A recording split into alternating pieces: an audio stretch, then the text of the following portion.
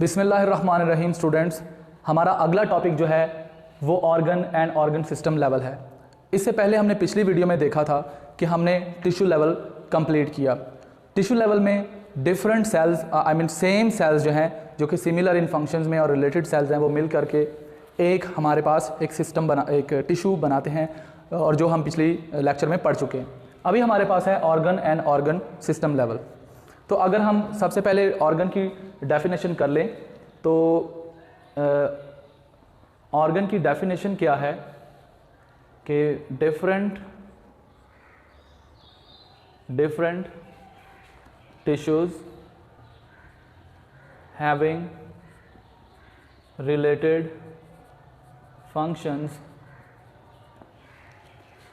when assemble in a way to perform a specific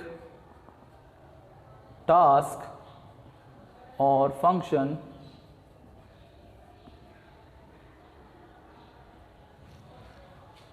they make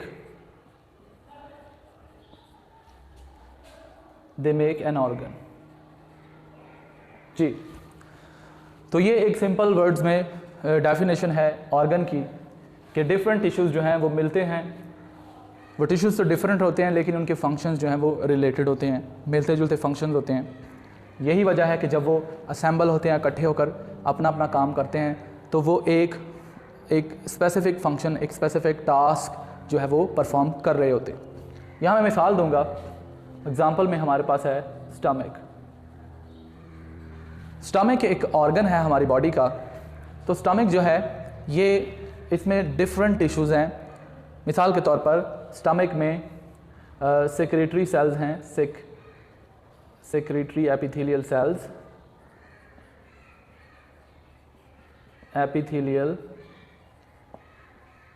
sales होते हैं।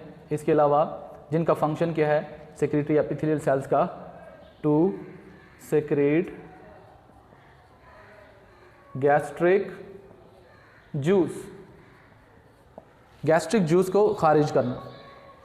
इसी तरह स्टमक के अंदर मस्कुलर टिश्यूज़ हैं। अच्छा, एक चीज़ और स्टूडेंट्स आपने नोट करनी है। यहाँ मैंने ये यानी सेक्रेटरी एपिथेलियल सेल्स लिखा, तो आपको याद होना चाहिए, पता होना चाहिए कि जब एक सेल होगा ना तो हम उसको सेल कहेंगे, और जब सेल्स एक से ज़्यादा हो जाएंगे यानी हम प्लूरल वर्ड सेल्स यूज़ करेंगे तो ऑब्वियसली इसका मतलब क्या है कि हम टिश्यू की बात कर रहे हैं। तो सेक्रेटरी एपिथेलियल सेल्स लिख दें या सेक्रेटरी एपिथेलियल टिश्यू लिख दें, एक ही बात है। देन मस्कुलर टिश्यूज़ का काम क्या है? मसल्स का काम होता है कॉन्ट्रैक्शन, हरकत करना, कॉन्ट्रैक्शन यानी मूवमेंट शो करना। तो स्टमक की वॉल्स में जो मस्कुलर टिश्यूज़ हैं ये कौन से वाले मसल्स हैं? ये स्मूथ मसल्स हैं। ठीक है, मसल्स की 3 डिफरेंट टाइप्स हैं, cardiac muscles, smooth muscles and skeletal muscles. तो स्टमक की जो वॉल्स हैं उसमें जो मसल्स हैं वो स्मूथ मसल्स यानी एक टाइप है मसल्स की, वो होते हैं। ये जब कॉन्ट्रैक्ट करते हैं तो ये इसकी कॉन्ट्रैक्शन से, इन मसल्स की कॉन्ट्रैक्शन से एक तो मिक्सिंग ऑफ फूड जो कि प्रोटीन का होता है यानी protein part, mixing of food with gastric juice यानी फूड की मिक्सिंग किसके साथ हो रही है? गैस्ट्रिक जूस के साथ। इसी तरह दूसरा फंक्शन कॉन्ट्रैक्शन ऑफ मसल्स का क्या है कि ये पोस्टीरियर साइड पे यानी फूड को pushing food to the posterior end of the stomach के पोस्टीरियर एंड। अगर मैं यहाँ स्टमक की डायग्राम ड्रॉ करूँ तो स्टमक एक जे शेप्ड स्ट्रक्चर है। ठीक है, so this is human stomach. तो आप देख रहे हैं ये एक सैक लाइक स्ट्रक्चर है और इसकी जे की शेप, इंग्लिश लेटर जे जैसी इसकी शेप है। अब जो फूड इसके अंदर है, फ़र्ज़ करें इसमें एक बंदे ने प्रोटीन वाला डाइट खाई है, गोश्त खाया है, ये स्टमक के अंदर गोश्त चला गया। अब यहाँ मैंने वर्ड लिखा कि pushing the food to the posterior end of the stomach. तो स्टमक के जो मसल्स की जो वॉल्स जब ऐसे ऐसे मूव करेंगी, ठीक है, चर्निंग करेंगी, स्पेसिफिक टर्म यूज़ कर रहा हूँ, चर्निंग एक्शन होगा, तो चर्निंग के दौरान एक तो खाना मिक्स हो रहा होगा गैस्ट्रिक जूस के साथ जिसमें डाइजेस्टिव एंजाइम होते हैं, और दूसरा काम क्या हो रहा होता है कि यही फूड जो है ये पोस्टीरियर साइड, यानी ये वाली जो साइड है, this is posterior side, stomach की पोस्टीरियर साइड की तरफ ये इसको खाने को धकेला भी जाता है।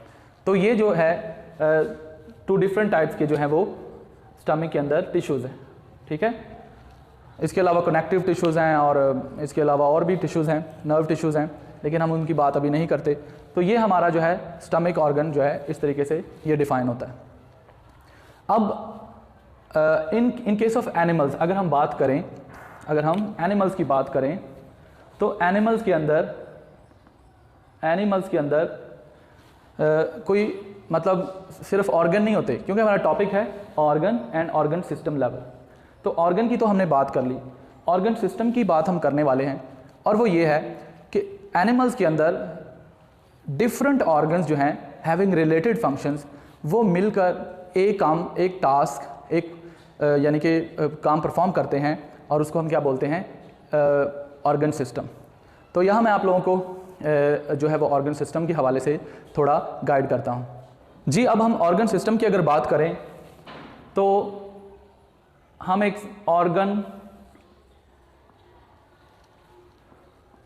ऑर्गन सिस्टम की हम बात करने लगे हैं, तो हम बात करते हैं, मिसाल लेते हैं, for example digestive system. Human digestive system में बेशुमार ऑर्गन्स हैं, मैं चंद के नाम यहाँ लिखता हूँ, जैसे एसोफेगस, सेकंड पे stomach, then small intestine, and then large intestine, rectum जी। तो ये मैंने डाइजेस्टिव सिस्टम के, जो कि अगर हम डाइजेस्टिव सिस्टम कहेंगे तो it means it is an organ system. अगर हम बात करेंगे एसोफेगस की तो ये एक ऑर्गन है, अगर हम स्टमक की बात करेंगे तो ये भी एक ऑर्गन है, स्मॉल इंटेस्टाइन भी एक ऑर्गन है, और बाकी भी ऑर्गन्स हैं। तो ये सारे ऑर्गन्स, इनके अपने अपने फंक्शंस हैं। मिसाल के तौर पर एसोफेगस का क्या फंक्शन है कि ये माउथ से स्टमक तक फूड को गाइड करती है, ठीक है। जब हम स्वॉलो करते हैं, कोई चीज़ निगलते हैं, तो हमारे माउथ से स्टमक तक किसके ज़रिए पहुंचती है, इस स्ट्रक्चर एसोफेगस के ज़रिए, इसे खुराकी नाली भी बोलते हैं। दूसरा हमारा है स्टमक जो है इसको मैदा बोलते हैं, और ये जे शेप, अभी मैंने आपको बताया कि जे शेप का जो एक स्ट्रक्चर है, इसका काम है प्रोटीन डाइजेशन, यानी हमारी खुराक में जो प्रोटीन वाला पार्ट होगा वो स्टमक डाइजेस्ट करेगा। स्मॉल इंटेस्टाइन जो है इसका काम डाइजेशन भी है, डाइजेशन प्लस एब्जॉर्प्शन, यानी डाइजेस्टेड फूड की, जो फूड हजम हो चुकी होगी, ठीक है, उसकी एब्जॉर्प्शन। और स्मॉल इंटेस्टाइन में यहाँ डाइजेशन हो रही है सिर्फ प्रोटीन की स्टमक में, जबकि स्मॉल इंटेस्टाइन में हर तरह के फूड की डाइजेशन होती है, मतलब तमाम फूड की कंप्लीट डाइजेशन स्मॉल इंटेस्टाइन में हो जाती है। लास्ट में लार्ज इंटेस्टाइन, इसका काम भी एब्जॉर्प्शन है, लेकिन ये एब्जॉर्ब करती है वाटर प्लस सॉल्ट्स को, यानी जो हमारा फीकल वेस्ट होता है उसमें जो वाटर और सॉल्ट्स वगैरह एक्सेस में होते हैं, उनको ये वापस रीएब्जॉर्प्शन उसकी करवा देती है, ठीक है, या मैं लिखता हूँ रीएब्जॉर्प्शन। तो जब रीएब्जॉर्प्शन होती है तो फीकल वेस्ट जो है वो थोड़ा सॉलिडिफाई हो जाता है, ठीक है।